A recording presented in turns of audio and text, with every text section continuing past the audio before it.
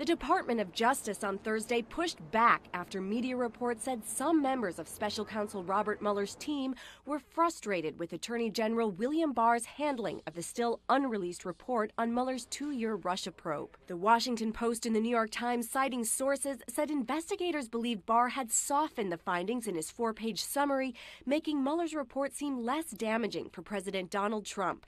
In a statement Thursday, a Justice Department spokeswoman said the department was working with the special counsel on, quote, appropriate redactions of sensitive material so the report can be released to Congress and the public.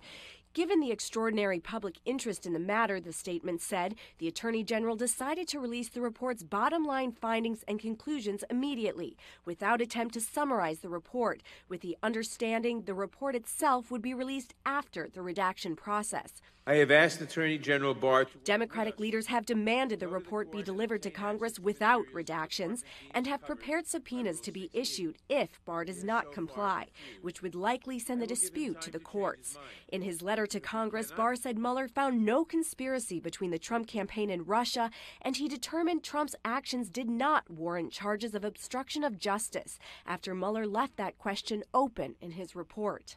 Earlier Thursday, White House spokeswoman Sarah Sanders dismissed the reports. Look, I have full confidence in the Attorney General and his assessment. He's one of the most respected members of the law community in the country, and I think he's laid out very clearly what his assessment is, and I have full confidence in that.